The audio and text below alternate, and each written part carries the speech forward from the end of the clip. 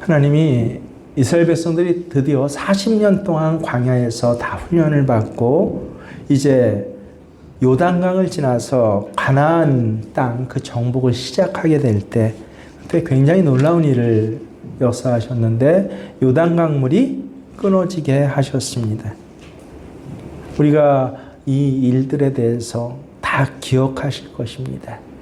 제사장이 법궤를 어깨에 메고 강물에 딱 들어가니까 강물이 그쳤습니다. 그리고 맨 땅을 모든 이스라엘 백성들이 걸어서 건너가는 놀라운 기적이 일어납니다.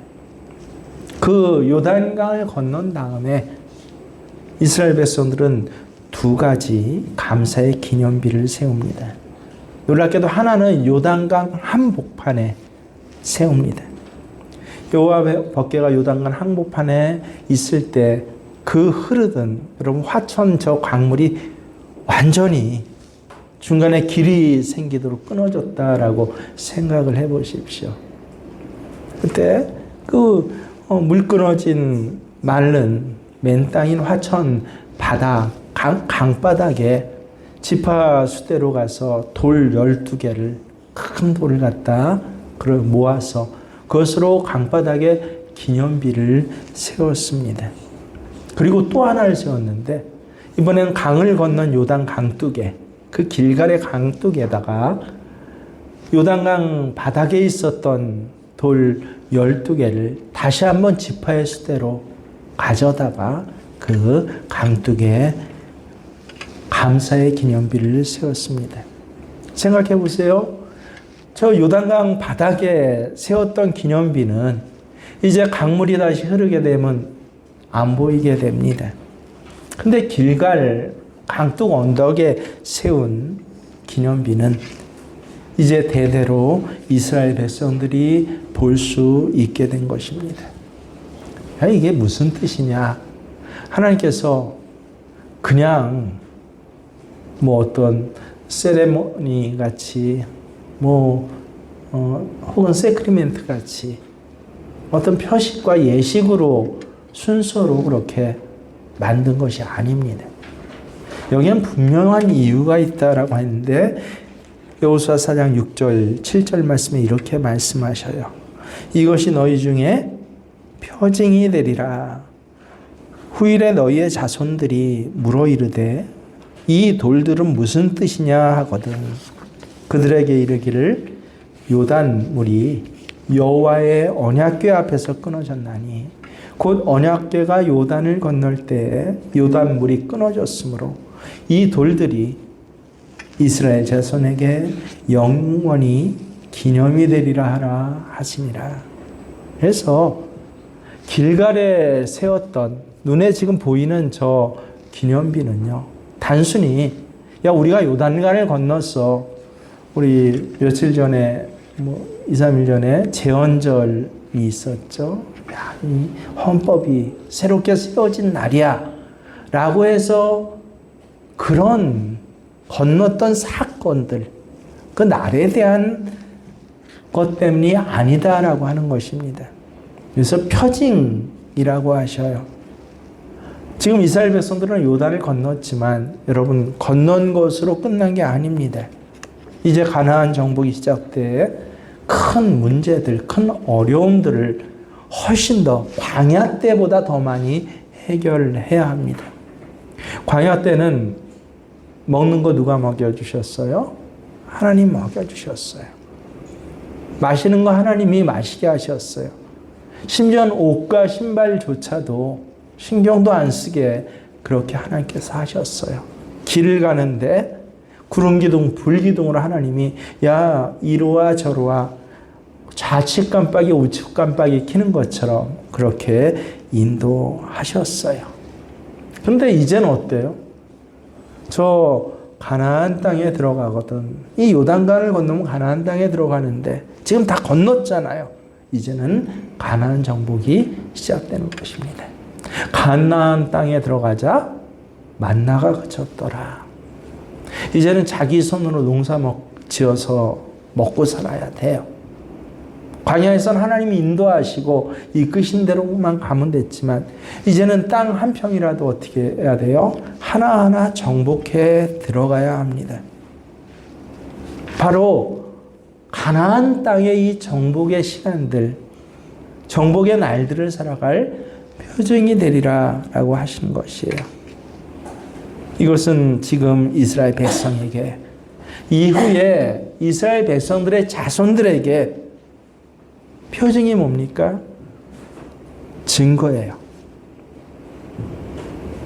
가장 필요한 것이 증거예요.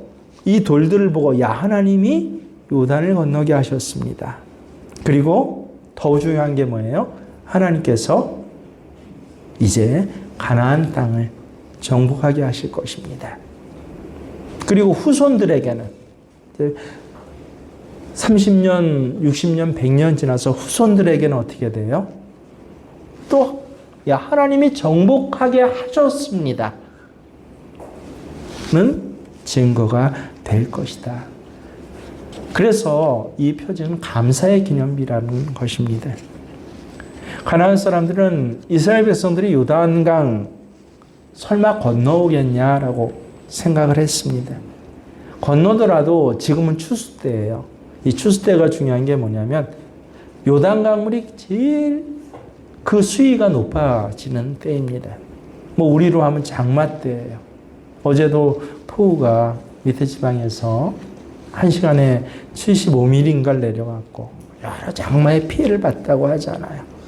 그 장마 때 강을 건너는 사람이 어디 있습니까?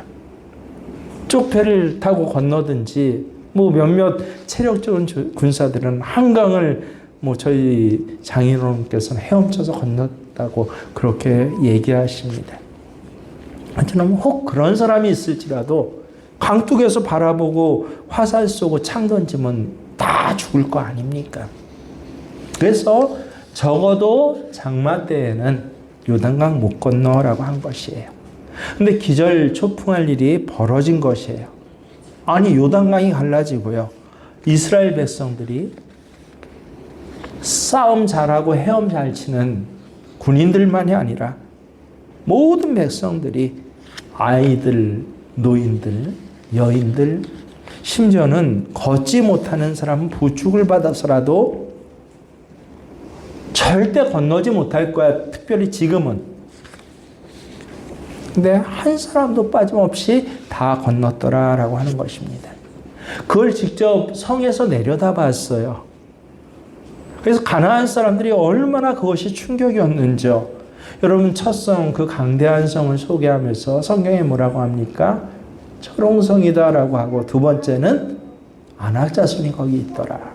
싸움의 귀신들, 요새로 얘기하면 특수부대, 그냥 군인도 아니에요. 특수부대원이에요. 특수부대원들이 지키고 있는 그 여리고성을 이 사람들이 어떻게 했어요? 무기 하나도 없는 그저 노인들, 여인들, 아이들이 훨씬 더 많은 이스라엘 사람들을 보고 너무 기절초풍해서, 다른 이유가 아니라 어떻게 저 강이 갈라지고 거기로 맨땅을 건넜지, 그것 때문에 문을 꽁꽁 걸어 잠그고 아예 싸울 생각도 못했던 겁니다. 가나안 사람들만이 이렇게 변화된 것이 아니에요. 이스라엘 백성들도 믿음이 달라졌습니다. 요단강을 건넌 후에 첫 번째 전쟁을 할 때요, 이스라엘 백성들은 칼과 창을 들고 싸우지 않았습니다. 그냥 성을 아무 소리 없이 6일을 돌았어요. 7일째에는 어떻게 했어요? 큰 소리를 지른 것 뿐이에요. 그랬더니 성이 무너졌더라. 하나님께서 그렇게 하라고 명령하셨어요. 여러분, 하나님이 그렇게 하라고 명령했어도 그대로 순종하기가 쉬운 일이 아닙니다. 이해가 안 되거든요. 전쟁을 하는 한복판에서 그저 성을 뺑뺑 돌아요. 큰 소리를 질러라. 그게 다예요. 그것만 하라. 그러니 상식적으로 생각하면요, 그대로 따라할 수 있습니까? 성 돌 때 성에서 창과 화살이라도 던지면 어떻게 합니까? 근데 이스라엘 백성들을 어느 한 사람 없이 그대로 따라했다고 합니다. 어떻게 이게 가능합니까? 이스라엘 백성들이 거기 있는 모든 사람들이 한 사람도 빠지지 않고 체험한 것이에요. 요단강을 건넜다. 하나님께 순종하면 하나님께서 반드시 역사하신다라고. 누구 믿음 좋은 여호수아만이 체험한 것이 아니라 그대로 순종했던 모든 사람들이 다 체험하는 믿음이 생긴 것입니다. 한마디로 하나님이 하셨고, 요단강 건너는데 이스라엘 백성들 한 게 있어요? 하나님이 하셨고, 그리고 하나님이 하실 것이다. 이 믿음이 이스라엘 백성들에게 새로워졌다는 거예요. 그 믿음을 가지고 여리고성을 무너뜨린 것입니다. 여러분, 이 감사의 기념비가 우리에게 너무나 필요한 때입니다. 우리 교회는 지금 굉장히 어려운 시기를 지나고 있습니다. 광야교회예요. 광야이기 때문에. 근데 한편에 반석에서 물이 나는 것이에요.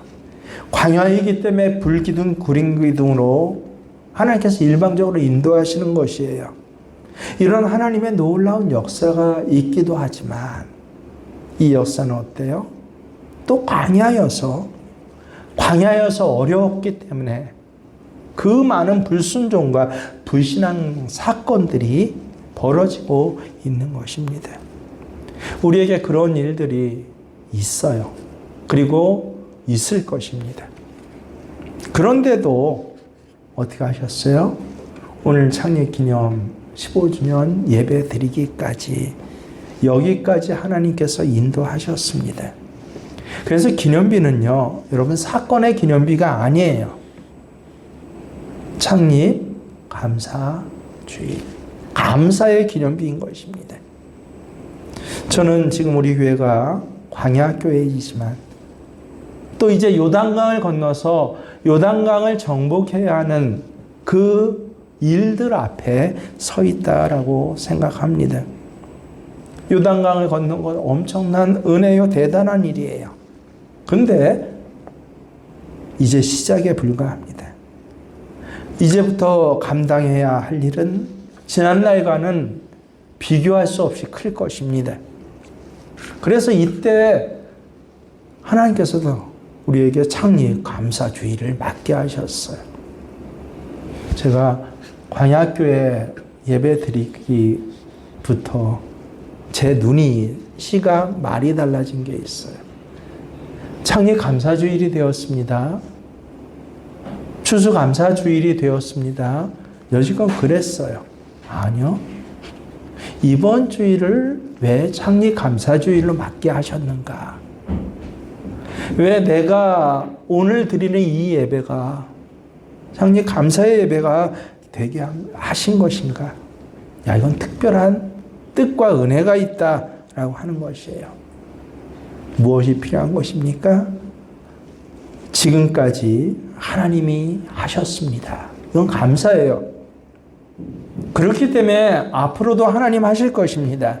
이건 믿음이 되기 때문에 그렇습니다. 저는 한 주간 마음 속에 한편으로는 근심도 되고 한편으로는 기도도 많이 드렸어요.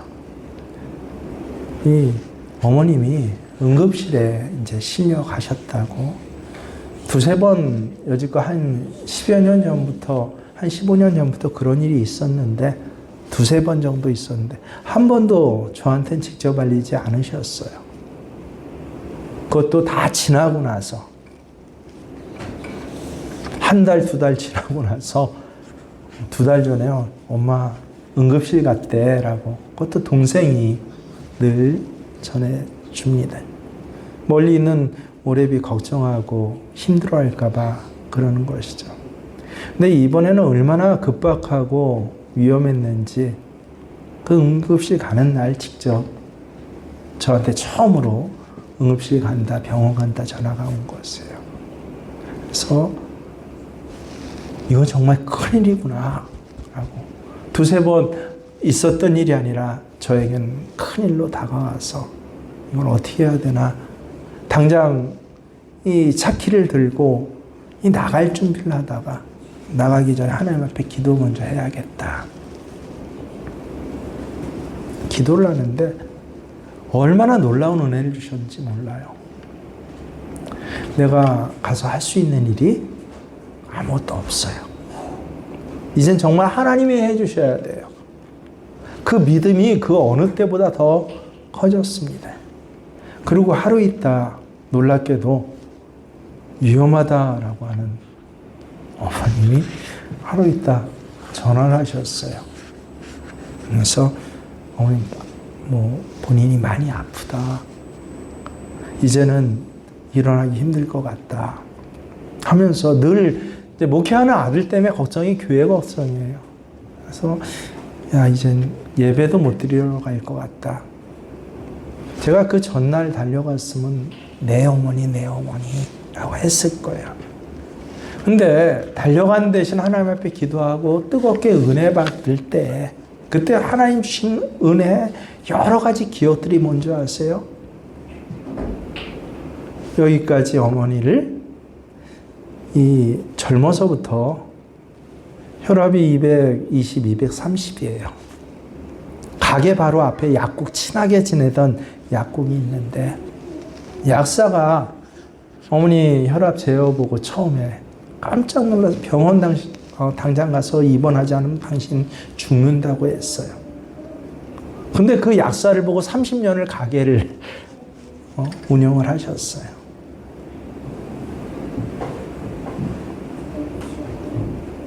(60이) 넘어서는 당이 생기셨어요. 공복에 300이 훨씬 넘어가고 하는 것이 몸의 일상이에요. 지금도 혈압은 200이 넘어요. 그런데 하나님께 어떻게 하셨어요? 여기까지 다 죽는다라고 하는, 신체적으로 보고 상식적으로 보면 죽는다 하는 분을 살려두셨어요. 감사가 있어야죠, 먼저는요. 근데 감사만 요단강 건너는 거로 끝난 거 아니에요. 그러면 도대체 왜 살려두셨습니까? 그 다음부터는 하실 일이 있는 거예요. 제가 목회 사실은 굉장히 일찍 시작해서 제 나이 한 19때부터 이제 교회 한 파트를 맡아서 신학교 가기 전부터 그렇게 목회 비슷한 걸 했습니다. 신학교 가고 나서는 진짜 목사가 되어서 목회를 했어요. 목회하면서 보니까 아주 명확해져요. 여기까지 오늘 살려서 예배드리게 하신 것, 지난날에 대해서 감사를 하죠. 근데 그게 끝이 아니에요. 왜 이 예배를 드리게 하셨습니까? 하나님, 나를 통해서 하실 일이 있어요. 나를 통해서 영광 받으시기를 원하셔요. 나를 통해서 내 삶의 터전, 우리 가정에 하나님 역사하고 복 주고 싶으신 복의 내용들이 있어요. 근데 그걸 깨닫지 못하고 응급실에 실려갔을 때 그 아주 절박한 마음으로 나 이제부터 예배 못 드려. 한 10몇 년 전에 저희 어머니 그러셨거든요. 지금 한 20년 동안 주치의처럼 봐주고 있는 의사가 있는데요. 매 일주일에 한 번씩은 그 성모병원에 갑니다. 20년을 일주일에 한 번씩 찾아가요. 좀 몸이 안 좋을 땐 일주일에 2, 3일 찾아가는데, 그래서 너무 신뢰하는 그 주치의가 어머니 이제 새벽에 찬 공기 마시면 큰일 납니다. 죽습니다. 새벽에 자올 때 급격하게 온도 변화 하지 마세요. 새벽 기도 가는 거 아니까요. 의사가 걱정이 돼서 그런 거예요. 저한테 한숨 쉬다가 명절날, 그것도 저한테는 얘기 못하고 며느리한테 그렇게, 며느라, 내가 너희 위해서 새벽에 가서 늘 기도했는데 이제 의사가 가지 말라고 그래. 큰일 난대. 아내가 저한테 말했어요. 그때도 그 다음날 제가 어머니한테 얘기합니다. 어머니, 오늘 살게 하셔서, 그 몸을 갖고 살게 하셔서 가족 예배 드리면서 하나님을 찬양하게 하셨잖아요. 어머니, 아버지, 이 아이들 다 같이, 가족들이 같이요. 이유가 있어서 그래요. 저는 새벽에 몸 따뜻하게 관리하는 그런 어머니보다 차라리 새벽 기도 가시다가 몸 이상이 생겼다라고 이거 어떻게 하는 그런 어머니가 훨씬 존경스럽고 그런 어머니를 저는 기대합니다. 아들 목회 힘든데 어머니가 새벽에 나가서 기도해 주셔야죠. 그러니까 나 새벽 기도 못 나가, 의사가 나가면 죽는데 라고 얘기했던 어머니가 알았다 하더니 최근까지 새벽 기도 다니셨어요. 10몇 년을 아버지하고 손잡고, 그것도 한 30분 거리 교회를 걸어서, 남들은 버스 타고 가는데 이왕이면 운동할 겸 걸어 다니세요 했더니, 그 버스 시간에 저희 어머니 시간 맞추는 거 못해서 늘 아버님하고 트러블 생기거든요. 어디 좋은 마음으로 나가다가 시간 못 맞춰서 나갈 때부터 늘 싸우고 나가시거든요. 그러니까 제가 그랬어요. 손잡고 걸어가세요. 근데 아침에 갈 때는 너무 힘드니까 올 때 걸어오시는 거예요. 기가 막히죠? 당신 죽는다라고 했던 그분이 오히려 그 몸을 갖고 새벽 기도 어쩔 수 없이 우우하면서 그렇게 살으셨어요. 90 이제 가까이 보는 나이에 중간에 두세 번 응급실 실려가서 이제 못 일어나 할 때도요. 믿음의 표징이 됐어요. 이번에 다시 정말 아프셨나 봐요. 아플 땐 정말 아픈 거죠. 이제 나이도 있고 자신이 없나 봐요. 그래서 나 이제 교회 못 갈 것 같아. 나 집에서 기도할게. 하루 후에 그러시더라고요. 아니요. 제가 늘 말씀드렸잖아요. 그래서 깊이 생각한 거예요. 에베네세 여기까지 인도해 주셨잖아요. 근데 오늘 여기서 나 예배 드리게 하는 것은 뭐예요? 앞으로 인도하실 거라는 거예요. 다행히 제 어머니께 가까이, 때로는 강하게 뭐 한 2시간을 전화를 했어요.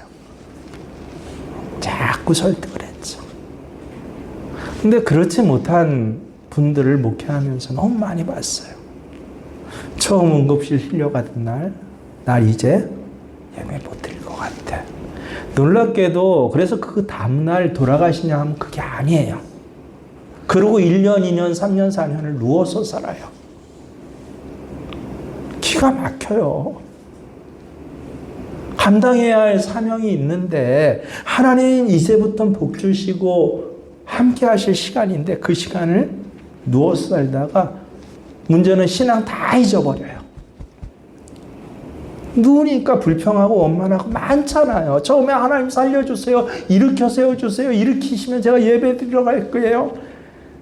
아니요. 일주일만 지나봐요.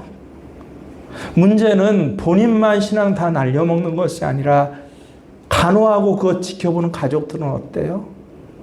우리 엄마 평생 예수 믿었다고 하면서 나중이 마지막이 너무 비참한 거예요. 그러니까 신앙 있는 자녀들도 엄마보다 더 있겠어요. 특별한 경우 아니면. 아비보다 더 있겠어요. 본인은 자기 하나님 앞에서 영광 돌리고 봉사하고 헌신하고 감격했던 은혜조차 다 날려먹는 시간이에요, 이젠.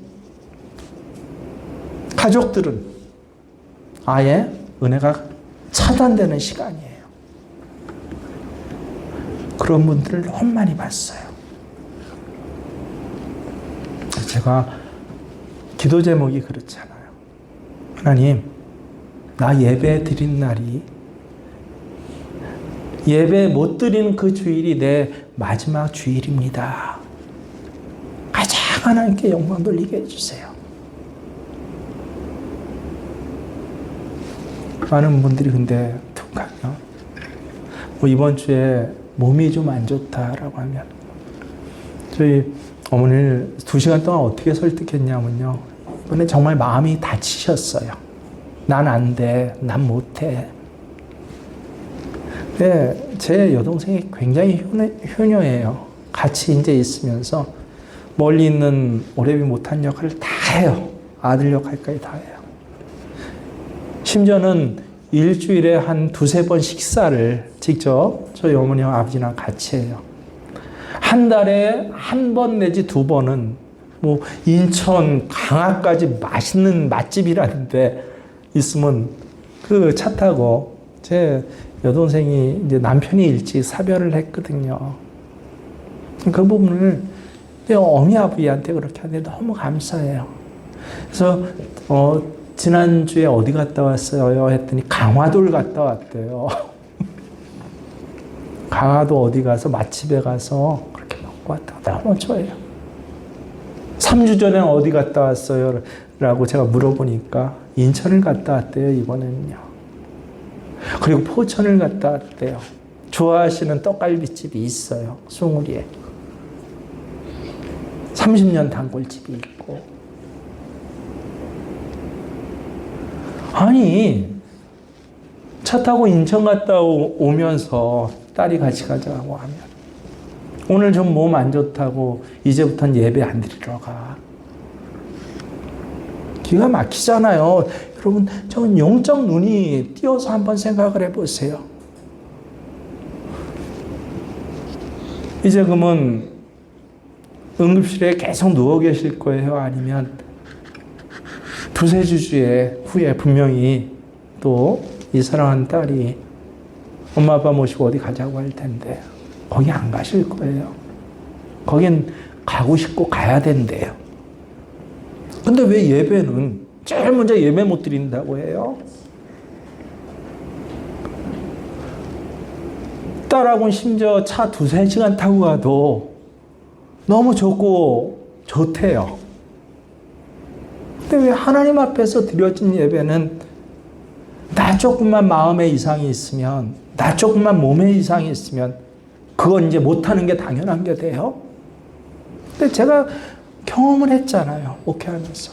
그러고 나서 예배가 끊어지면 그날부터가 사실은 아픈 날이 아니라 몸이 죽는 날이에요. 영이 죽는 날이고, 나 누워있는 것으로 인해서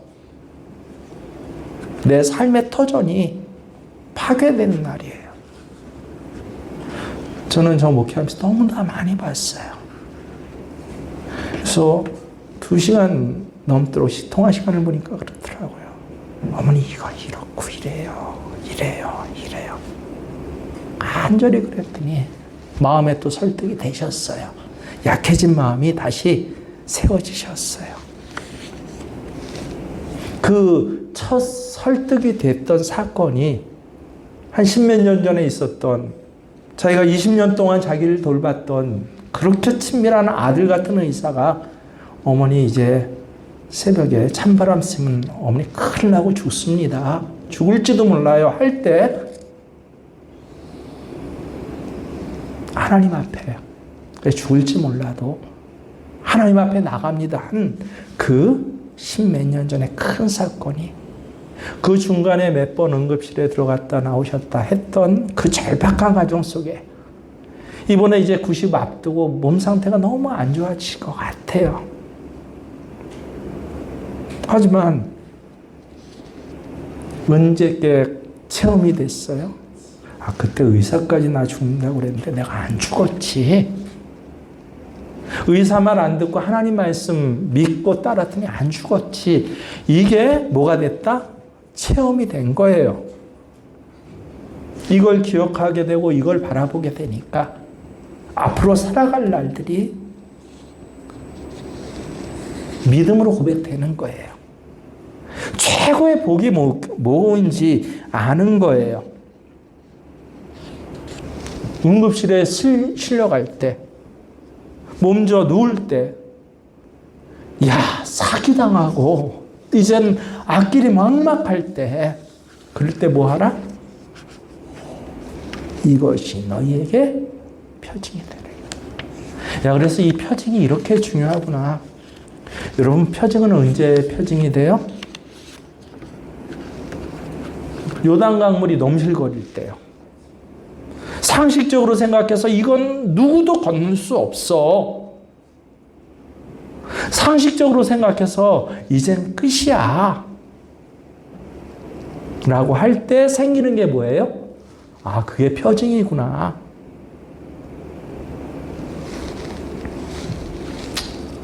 내게는 표징이 되고 내 후손들에겐 뭐예요? 기념이 되리라. 여러분, 기념해서 기념식 하는 기념 아니에요. 성찬식에 예수님이 말씀하신 기념이에요. 너희가 이것을 기념하라.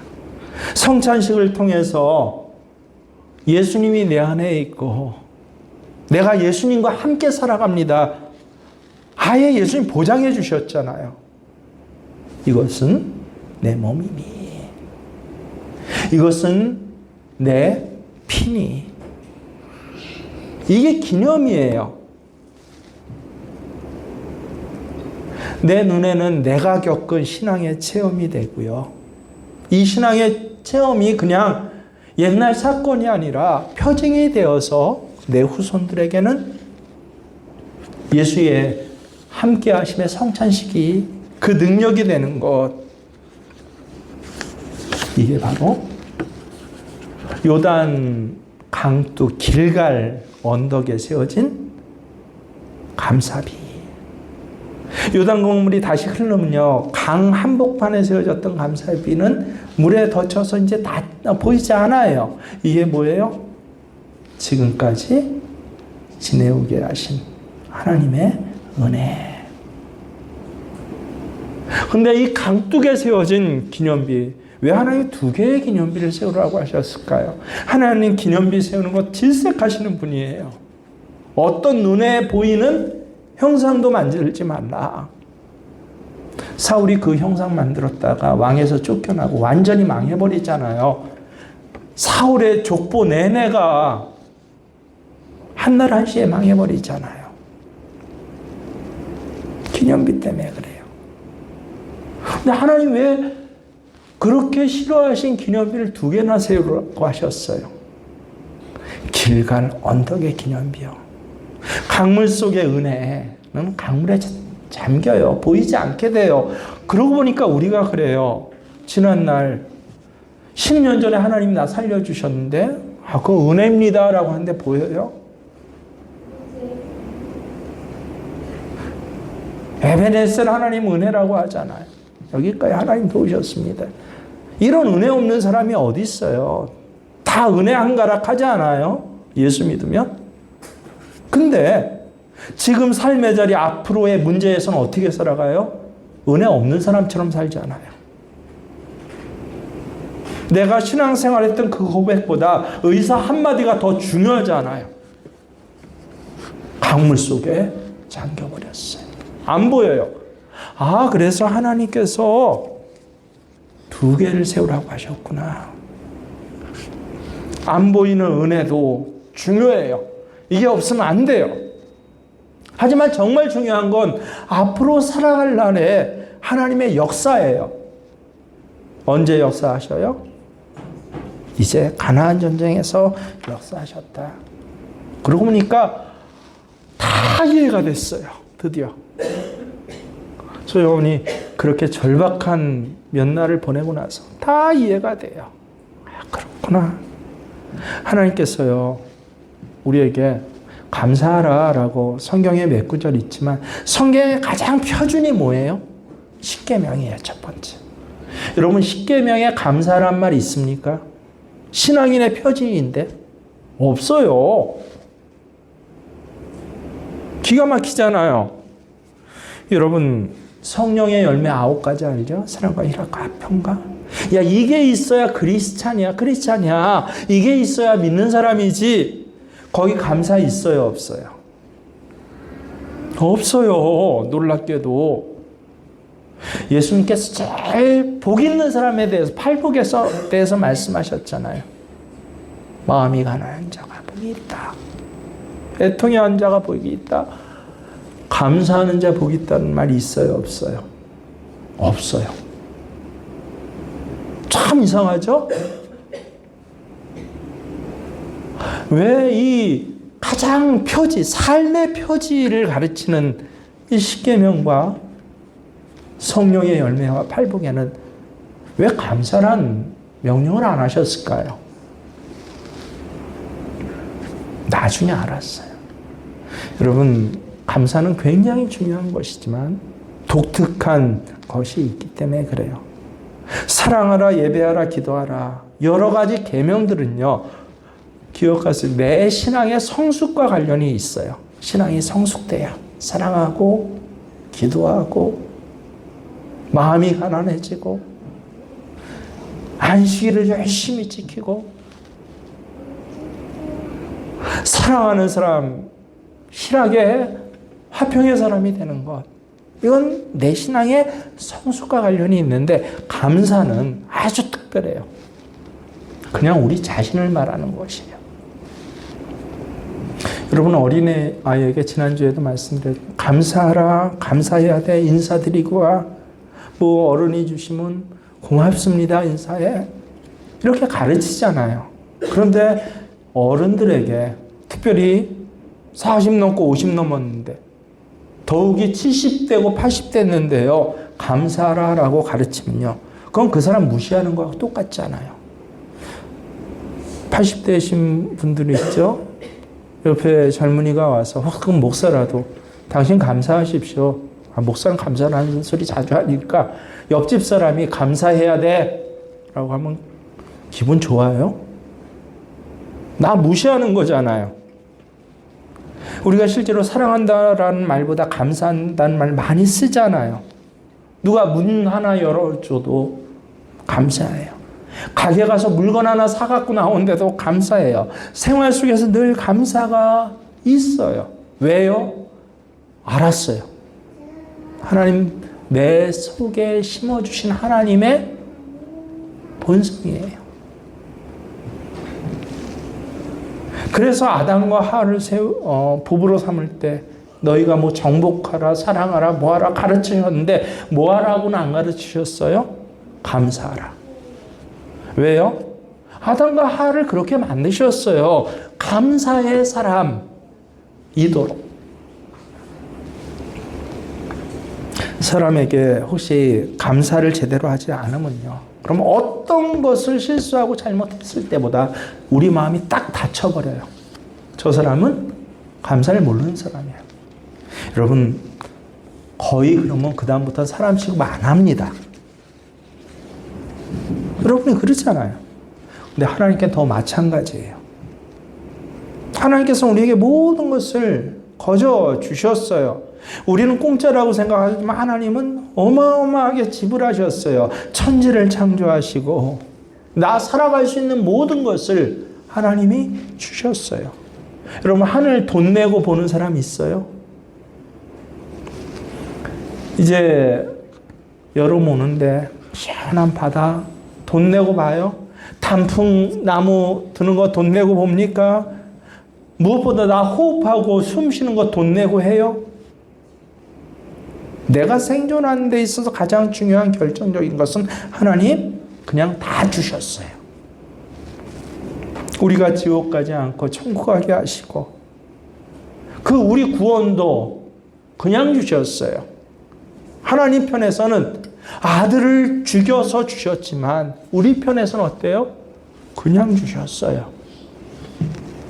그러면 하나님 원하시는 건 뭐예요? 감사하라. 그게 뭐예요? 하나님이 하셨습니다. 하나님 주셨습니다라는 말하고 똑같아요. 근데 실제로 사람들의 마음에는요, 감사가 점점 사라져요. 부모가 자식에 대해서 감사한 마음도 점점 가져야 돼요, 우리 신앙인들은요. 근데 세상 사람도 말하는 자식이 부모에 대한 감사의 마음도 점점 사라지고 그게 마치 당연한 시대처럼 살고 있어요. 불평과 원망이 점점 가득해요. 화가 가득해요. 왜 나는 이것밖에 안 될까? 이것뿐이 없을까?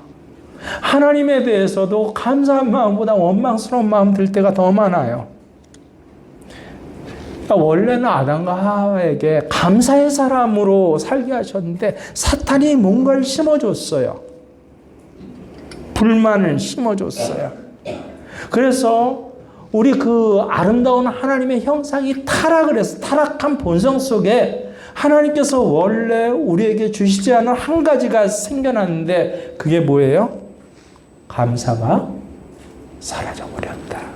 로마서 1장 21절에 하나님을 알되 하나님을 첫 번째 영원하게 아니할 뿐만 아니라 감사하지도 아니하고. 이게 타락한 사람의 모습이에요. 이게 멸망당할 징조예요.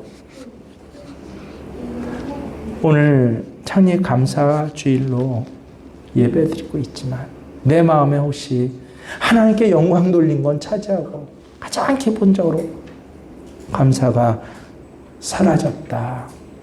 그냥 기념식 하는, 꼭 1년에 한 번씩 이렇게 형식적으로 무슨 절기를 맞고 기념식 해야 돼?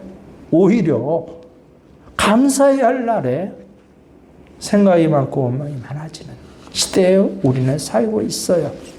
그때 오늘 말씀을 기억하고, 야, 이건 심각한 문제구나. 뭐 그렇게 해야 돼가 당연한 게 아니라 내 속에 예수 믿고 구원받았음에도 불구하고 어때요? 원망과 불평이 많아져요. 그건 다른 말로 이제부터 삶이 복되지 못하다는 거예요. 이제부터는 삶이 그냥 누워서 지내야 되고 은혜 까먹는 시간들이에요. 여러분 누워서 지내면 돈만 까먹는 줄 알아요? 혹 자리에 눕지 않았더라도 영으로 누워지면 그 사람은 어떻게 될까요? 하는 짓이 이제부터는 세상에 70, 80이 돼도 다 추악해져요.